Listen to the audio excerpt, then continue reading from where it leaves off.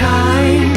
I wonder what is on his mind. No, please stop messing around so we can go to Brian's house.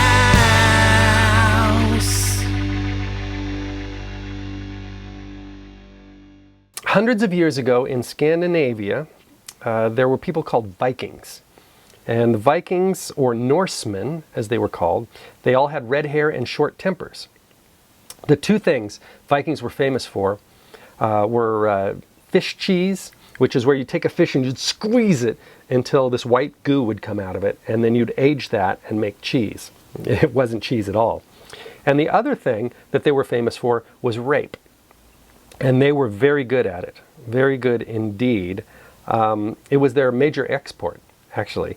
And their economy was built on it.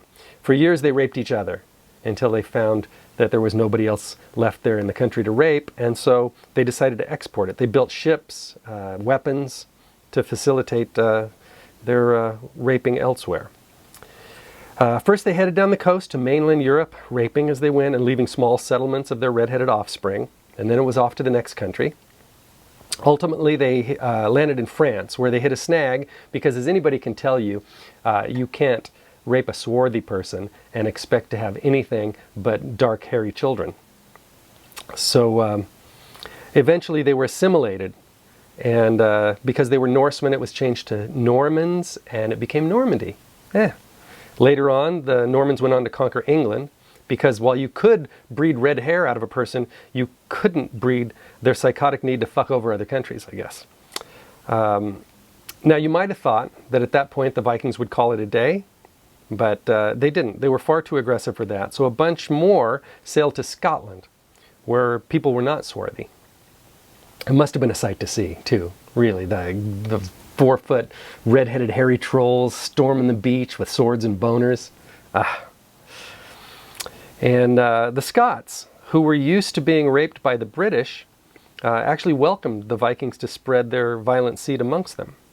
Most were happy. Occasionally you would get a Scotsman who didn't want to be raped at all, and he would protest. "You'll not rape me, you great red bastard." And that's when the Vikings would apply their second greatest export, which was stabbing, or bashing with a hammer.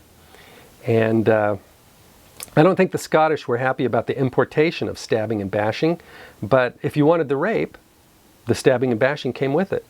Very much like the trade agreement we have with China right now.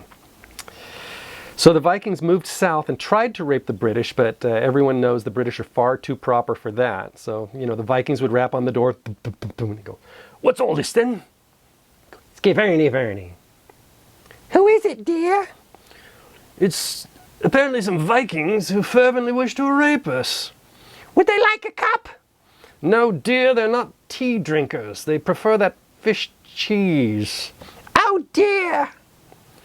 Look, old man, this is very inconvenient right now. We're just about to sit down to tea. Would you mind coming back around 5:30?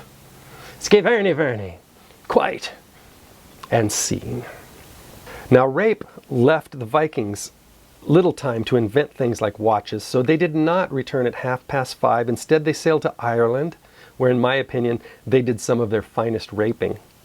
Like Scotland, Ireland's close proximity to England left them no strangers to rape. They welcomed it, as a matter of fact. "Well, top of the morning to you. Ski Vernie, Vernie." Means we've come to rape you. "Well, if it's rape you're after, why didn't you say so? Come on in and have a pint. You can't rape when you're thirsty. Get in here."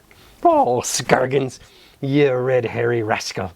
Sure, the raping will be nice, but I can't wait to have a house full of red-headed scrappers." On a side note, there's actually been folk songs written about that very moment. "I'll take a Viking if I'm gonna be raped again.